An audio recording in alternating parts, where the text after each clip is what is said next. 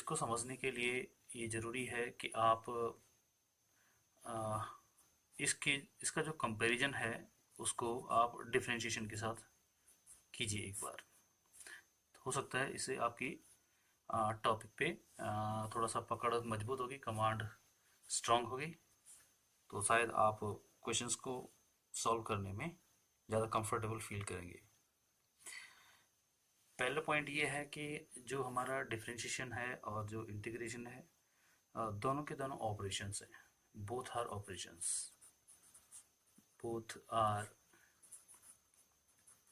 Operations. Differentiation of any function या integration of any function भी दोनों के दोनों के ऑपरेशंस हैं, और ये किसके ऊपर काम करते हैं? ये किसी न किसी फंक्शंस के ऊपर काम करते हैं।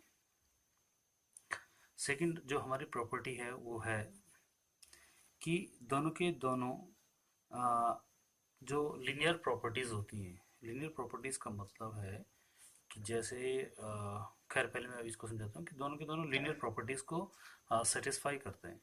रैखिक जो संबंध होते हैं, जैसे अगर d upon d x of k into f one of x plus k into f two, sorry k one, इसको के टू कर लेते हैं, ठीक है। आप चाहें तो सेम भी रख सकते हैं, के two of F of x, ऐसा है।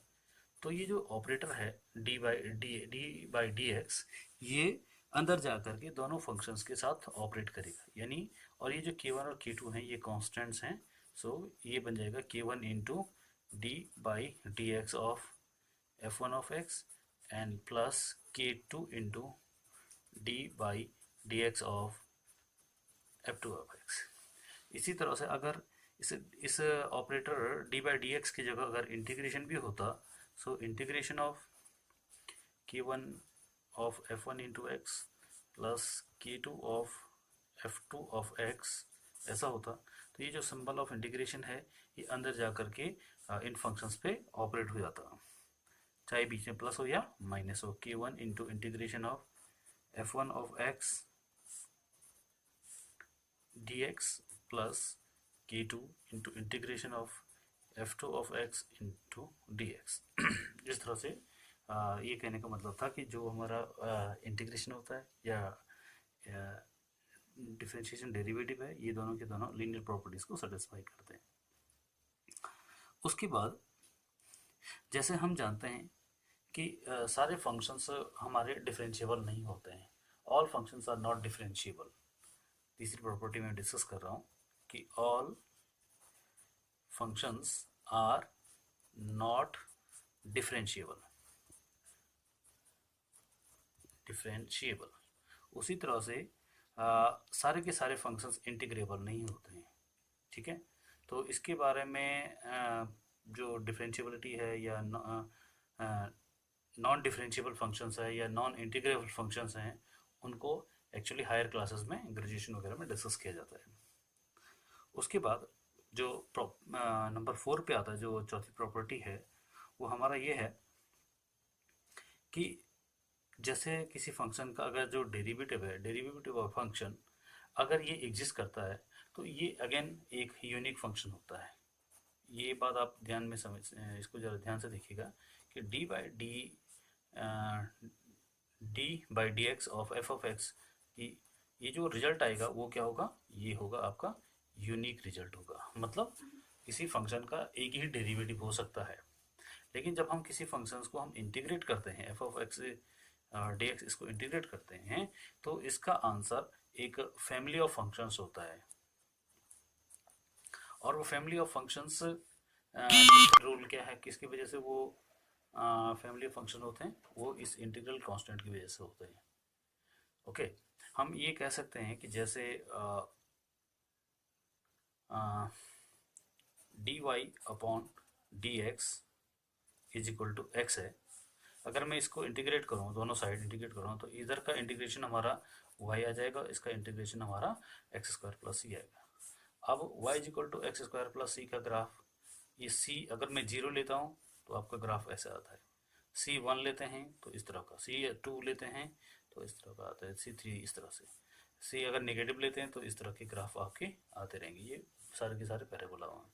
तो हम ये कह सकते हैं कि इसके जो ये आपस में क्या है, एक टाइप से समांतर रूप में है, पैरेलल फॉर्म में आपके पास आते हैं।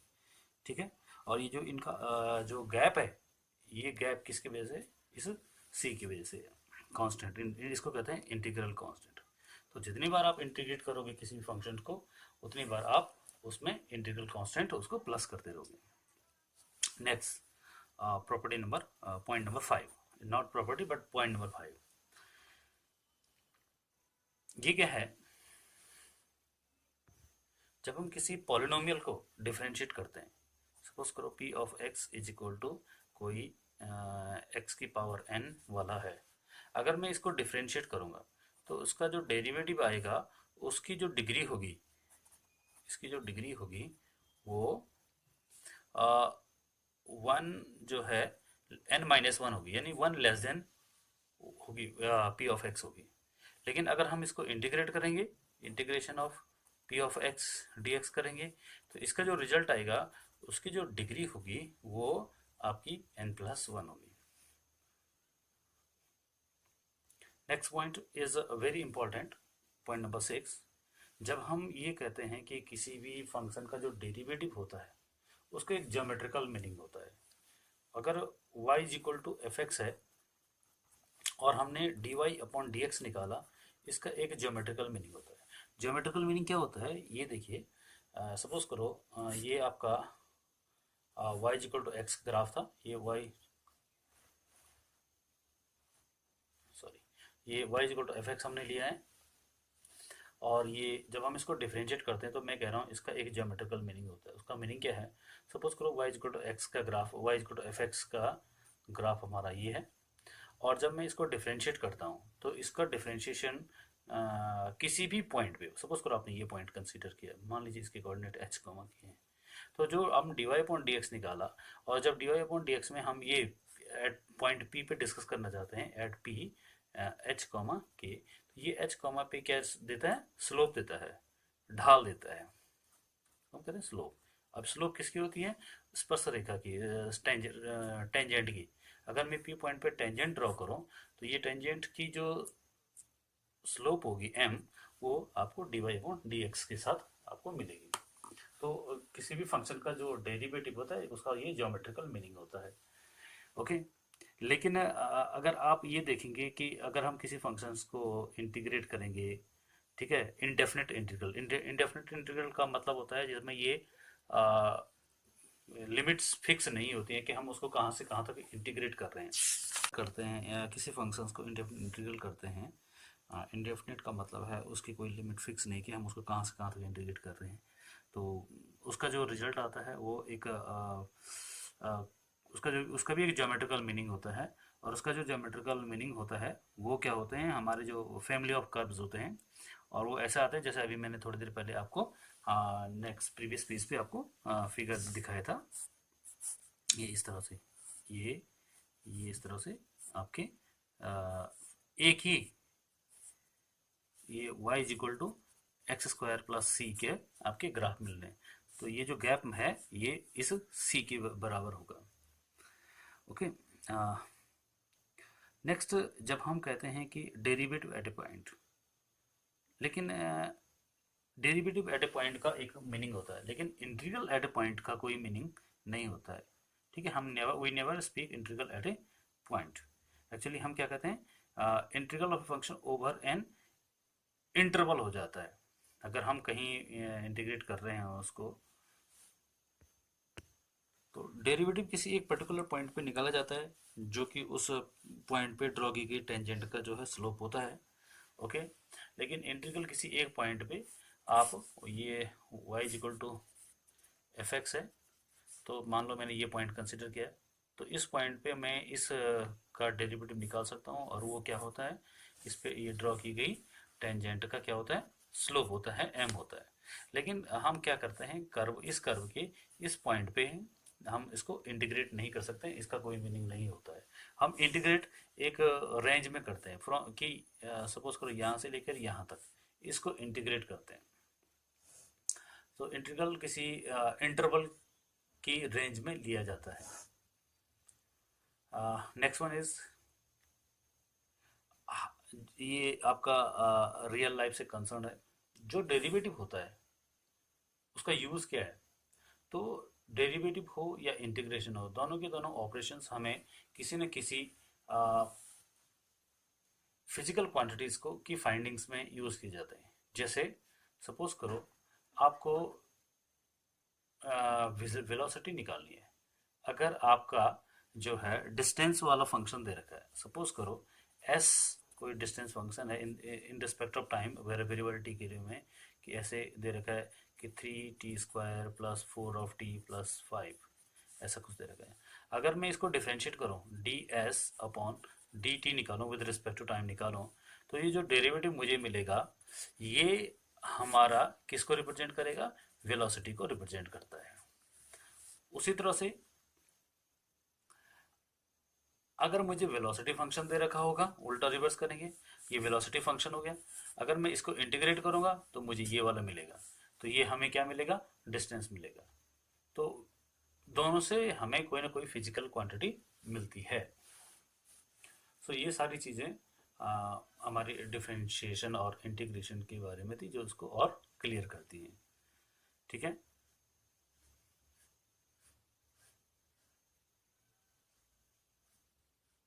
हमारा जो डिफरेंशिएशन है एक्चुअली वो लिमिट वाले इन प्रोसेस को इन्वॉल्व करता है, और हमारा जो इंटीग्रेशन है वो भी लिमिट वाले प्रोसेस को इन्वॉल्व करता है। ये हम आगे जब हम एक्सरसाइज देखेंगे तो लिमिट की मदद से भी हम इंटीग्रेशंस को कैलकुलेट कर सकते हैं।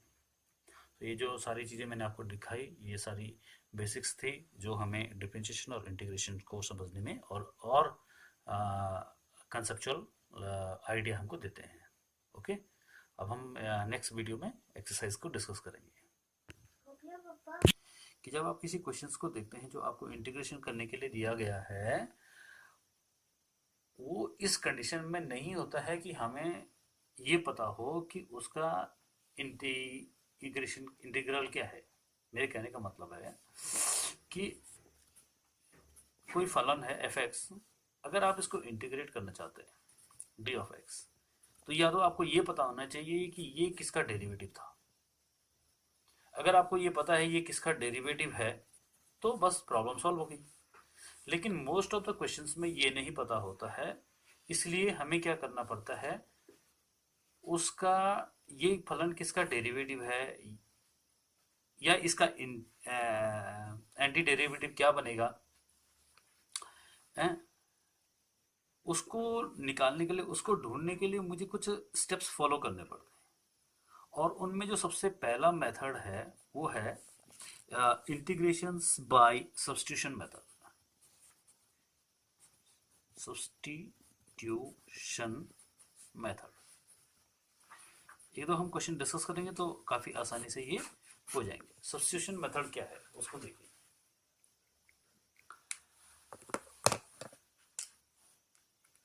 जैसे क्वेश्चन की एग्जांपल के लिए ये है कि आपको, ठीक है, आप जानते हैं कि integration of sine x d x क्या होता है।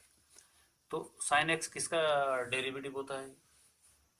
तो वो होता है एक्चुअली साइन का डेरिवेटिव कॉस एक्स होता है, और कॉस का डेरिवेटिव माइनस साइन एक्स होता है। यानी मैं ये पूछ रहा हूँ कि हमारा क्वेश्चन ये है कि साइन एक्स का इंटीग्रेशन क्या होगा। मेरा क्वेश्चन एक्चुअली क्या है कि ये साइन एक्स किसका डेरिवेटिव था। तो आपने देखा था कि d by d x of cos x is equal to क्या था? माइनस का साइन एक्स था। यानी हम ये कह सकते हैं कि कॉस एक्स के डेरिवेटिव में क्या आ रहा है? साइन एक्स आ रहा है, या कॉस एक्स के ओके। तो यहाँ पे अगर मैं इसको हटाऊं यहाँ से, तो इसको हटाने के लिए मुझे क्या करना पड़ेगा? एंटी डेरिवेटिव लेना पड़ेगा, और एंटी डेरिवेटिव ही क्या है?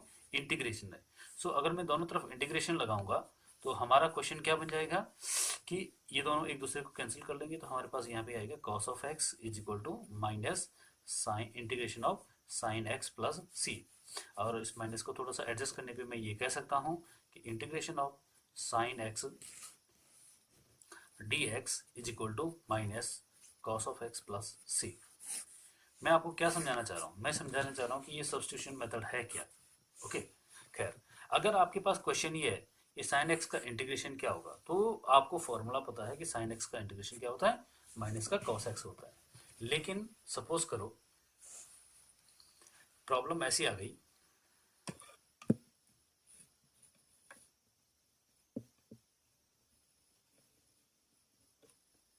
कि हमें थोड़ा सा प्रॉब्लम ये ऐसी आ गई कि हमें इंटीग्रेट करना पड़ रहा है किसको, साइन एक्स के बजाय साइन 2x को। अब ये देखिए प्रॉब्लम की जड़ क्या है हमारी, ये है 2x। अगर इसकी जगह पे साइन x होता तो हम क्या कर लेते थे, आसानी से इसको इंटीग्रेट कर लेते थे। तो हमें इसने थोड़ा सा प्रॉब्लम को डेवलप कर दिया, तो हम क्या करते हैं, इसको हटा देते हैं, प्रतिस्थापित कर देते हैं। बस यही प्रतिस्थापन है। और प्रतिस्थापन कैसे करते हैं, जब हम किसी फलन में सब्स्टिट्यूशन मेथड लगाते हैं या उसको सब्स्टिट्यूशन मेथड से सॉल्व करने की कोशिश करते हैं, तो एक तो आपका फलन ही चेंज हो जाएगा, यानी वेरिएबल चेंज हो जाएगा। ओके, अब मैं क्या कर रहा हूँ, देखिए मैंने हटाया, मैंने 2x को t लिख दिया। यहाँ पे वेरिएबल क्या है हमारा, x है। अब हम नया वेरिएबल लेके आ रहे हैं t। इसका जो डिफरेंशियल था वो क्या था, dx था। तो जो नया फंक्शन आएगा वो t में आएगा, तो वहाँ क्या आएगा, dt आएगा। तो मुझे क्या करना पड़ेगा, dt कहाँ से मिलेगा मुझे इस dx को कैसे रिप्लेस करना पड़ेगा, dx और dt में कोई ना कोई रिलेशन होगा, मुझे इसको डिफरेंशिएट करना पड़ेगा। तो 2 इसको डिफरेंशिएट किया, x का डेरिवेटिव यहाँ पे dx हो जाएगा और t का डेरिवेटिव हमारा dt हो जाएगा। अब आप अपने क्वेश्चन में चलिएगा, जिसको हम इक्वल टू आई लिख सकते हैं हर बार।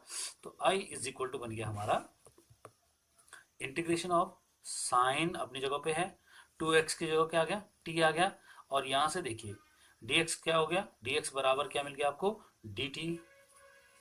dx बराबर क्या मिल गया, dt बाई 2 मिल गया। तो यहाँ पे dt बाई 2 मिल गया।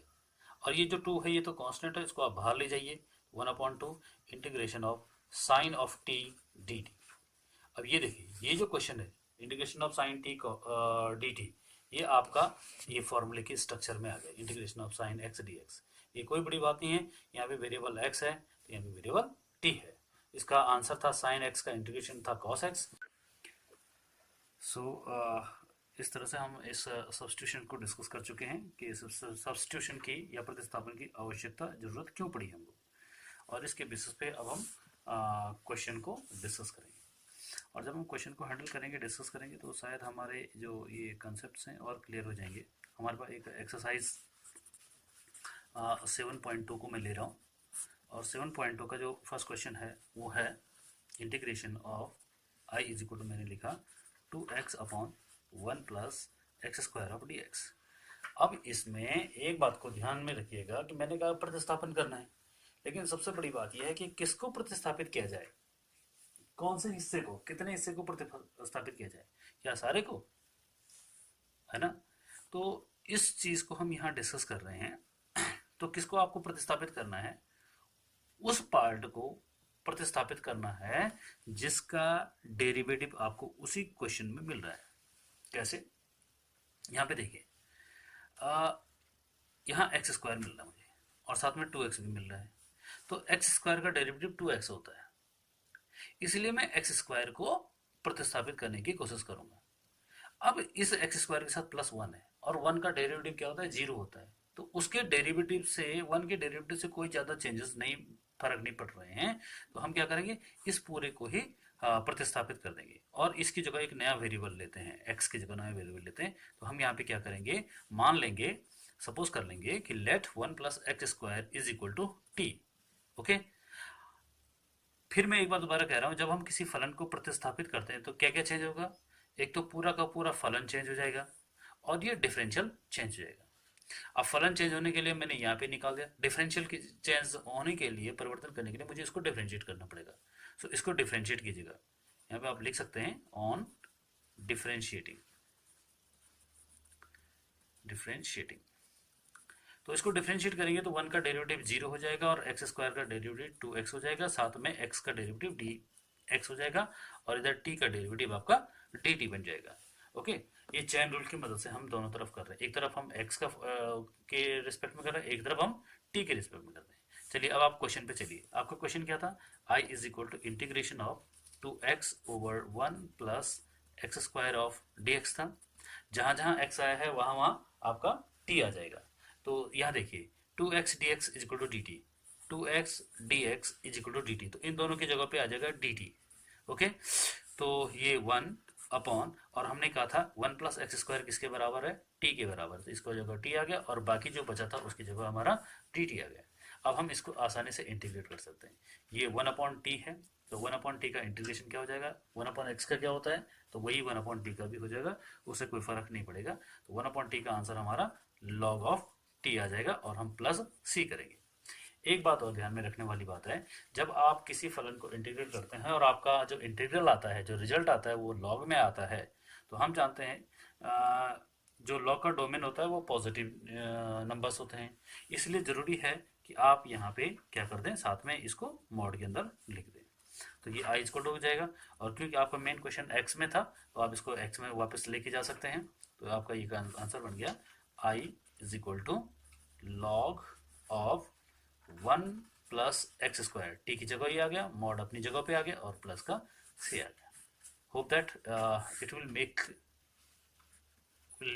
will make you clear how to solve the question।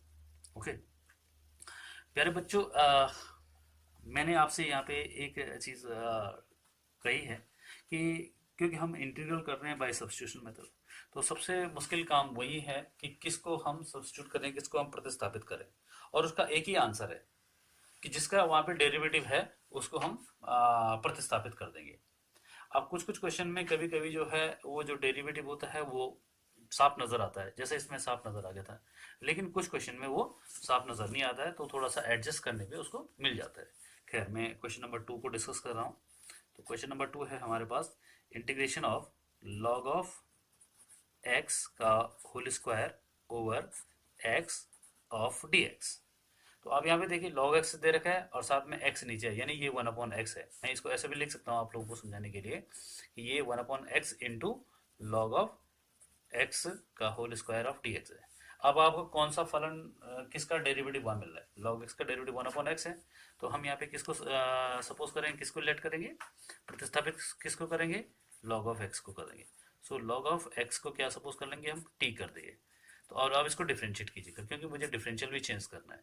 तो log x का डेरिवेटिव हो गया 1/x। ध्यान रखिए यहाँ पे केवल 1 इसको डिफरेंशिएट करके छोड़ मत दीजिएगा, साथ में x का डिफरेंशियल dx हो जाएगा और t का डेरिवेटिव आपका dt हो गया।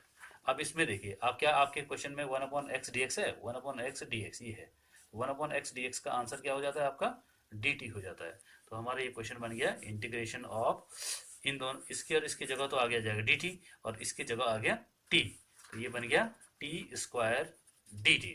और अब आप जानते हैं t² का इंटीग्रेशन कैसा होगा, ये x के पावर n वाले फॉर्मूले से हो जाएगा। तो आपका रिजल्ट आ गया t की पावर 3/3 और प्लस c। ये प्लस c आप यहीं पे लगा सकते हैं स्टार्टिंग में, जैसे ही आपने साइन ऑफ इंटीग्रेशन लगाया। ओके, तो आपका आंसर बन गया i is equal to t³/3 और t क्या था हमारा log x। हमको ध्यान रखिएगा आंसर वापस x में देना है, अभी ये आंसर t में है। तो log ऑफ x और इसकी पावर 3 हो गया और upon 3 and plus c। This is our final answer. चलते हैं क्वेश्चन नंबर 3 पे। और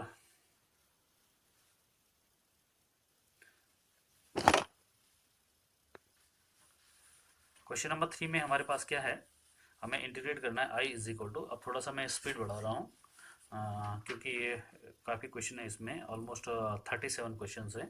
तो देखिए 1/x plus x of log of x dx।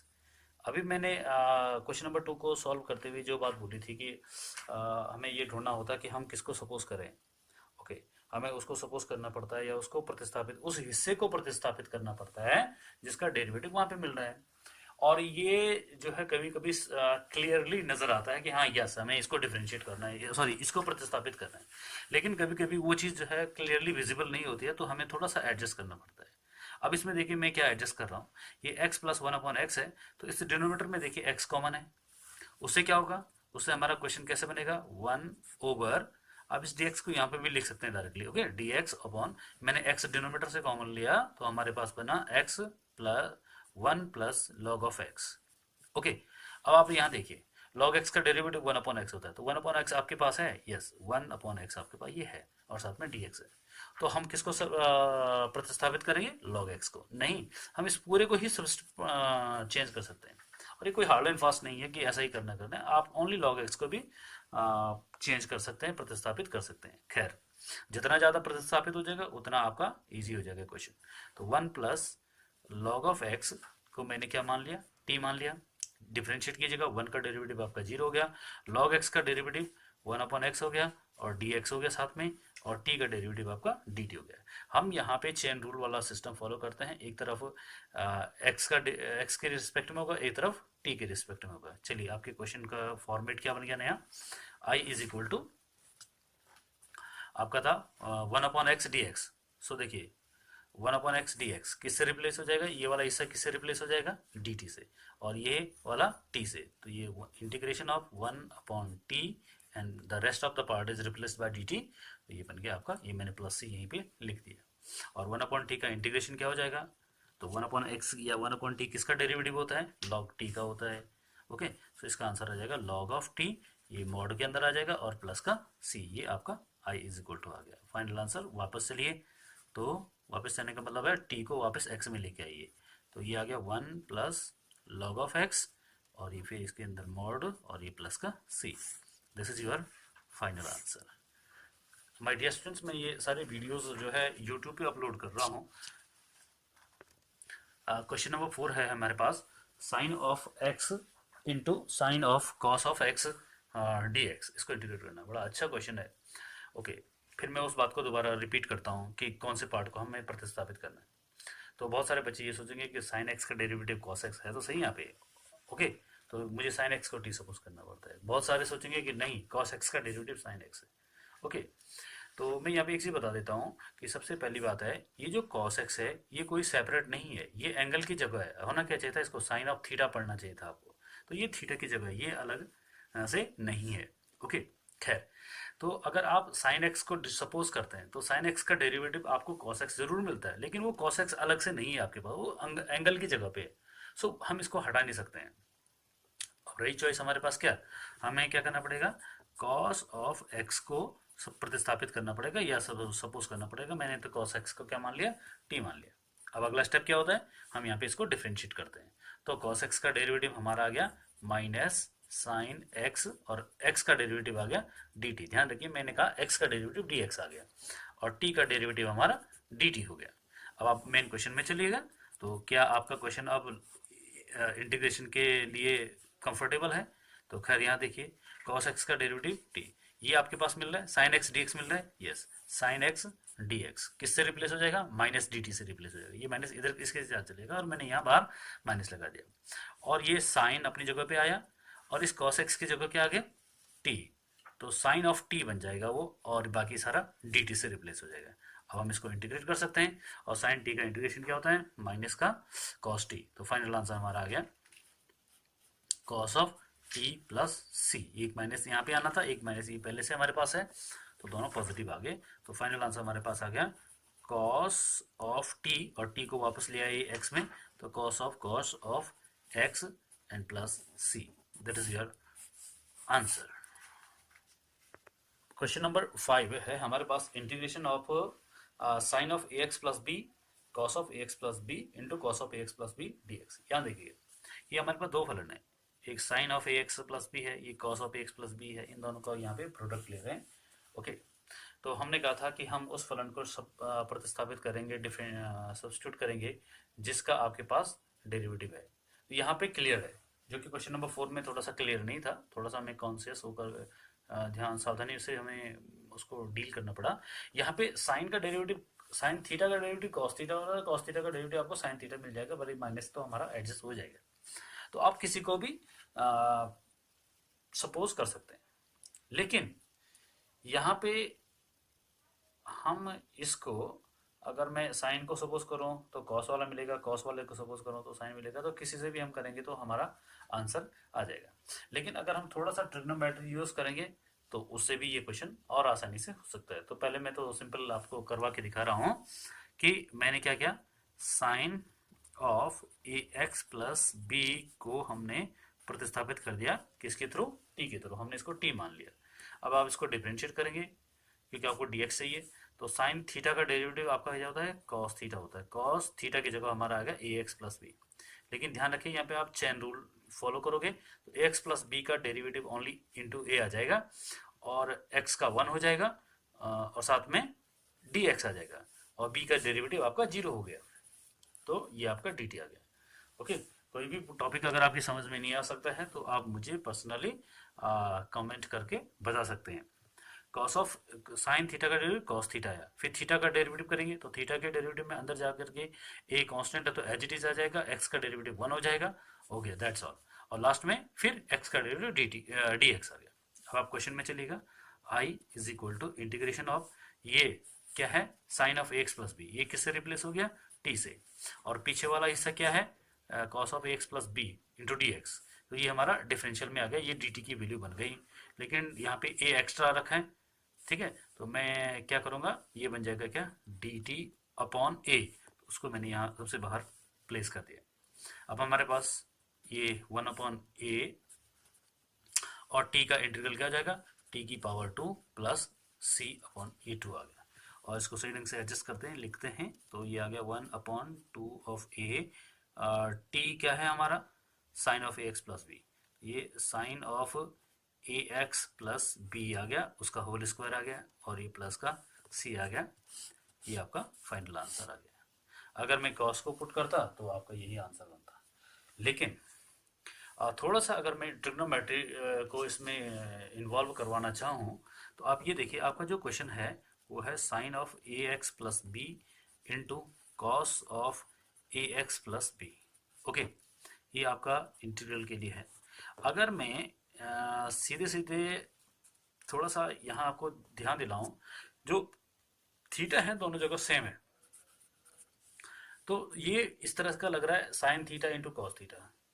Okay, अब sine theta into cos theta किसी एक ट्रिग्नोमेट्रिक फॉर्मूले में एक साथ साथ आता है, और वो होता है साइन 2 थीटा का फॉर्मूला क्या होता है, 2 साइन थीटा कॉस थीटा, तो 2 नहीं है, इसके लिए मैंने क्या किया, यहाँ से 2 से यहाँ मल्टीप्लाई भी करवाया और डिवाइड भी करवाया।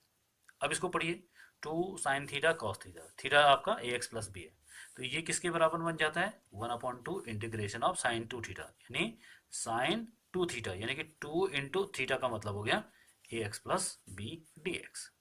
ओके, अब आप यहाँ पे सिंपल केवल किसको प्रतिस्थापित करोगे, इस थीटा को। ओके, ये साइन एक्स नहीं है, तो हमने क्या किया, 2 into a x plus b is equal to क्या मान लिया हमने, टी मान लिया। इसका डिफरेंशियल हमारा क्या मिल गया, 2 एज इट इज रहेगा, ए एक्स का हमारा ए आ जाएगा, एक्स का 1 हो जाएगा, और फिर डी एक्स हो जाएगा। ओके, चेन रूल की वजह से, और ये डी टी बन गया। तो आपका क्वेश्चन बन गया आई इज इक्वल टू 1/2 पहले से था, इंटीग्रेशन साइन अपनी जगह पे आएगा पहले, और इसकी जगह आ गया टी, और डी एक्स यहाँ से देखिए, डी एक्स क्या मिला आपको, डी टी बटे 2a, तो ये आ गया 1/2a, और ये प्लस का c, ये 2a कांस्टेंट है, ये बाहर आ जाएगा, तो ये 1/4a integration of sign T into sine T. Okay, और प्लस c, और साइन टी का इंटीग्रेशन आ गया 1/4a, और साइन टी का इंटीग्रेशन आ गया कॉस ऑफ टी माइनस का और प्लस का c आ गया। और वापस चलिए, तो ये आपका -1/4a एंड कॉस, थोड़ा सा ये विजिबल नहीं है था, कॉस, और टी की जगह ले आएगा आपका क्या था वो, 2 of a x plus b था, और ये प्लस का सी। अब आप बहुत सारे बच्चे कहेंगे कि ये डिफरेंट आंसर है। ओके, नहीं, डिफरेंट आंसर नहीं है, हम इसको ट्रिग्नोमेट्री की मदद से इस पहले वाले आंसर में कन्वर्ट करके भेज सकते हैं। कैसे करके, ये देखिए हमारा ये answer sine square a x plus b है, और ये cos of 2 of a x plus b है, तो मैं कॉस थीटा को दोबारा साइन थीटा में लिख सकता हूँ ट्रिग्नोमेट्री की मदद से, और ये कांस्टेंट है, इससे कोई फर्क नहीं पड़ेगा, आप यहाँ से 1/2 कॉमन लेकर के, या इस 2a को भी इस, क्योंकि ये कांस्टेंट है बेटा, यहाँ से 2 कॉमन लेकर के इसके साथ एडजस्ट करेंगे तो वो कांस्टेंट ही बनेगा, तो इससे हमारा कोई फर्क नहीं पड़ेगा, द आंसर इज, इससे हमारा कोई फर्क नहीं पड़ेगा, द आंसर वो है सेम है, भले ये इसमें है, तो ये भी ओके है, और आपका फर्स्ट वाला भी ओके है।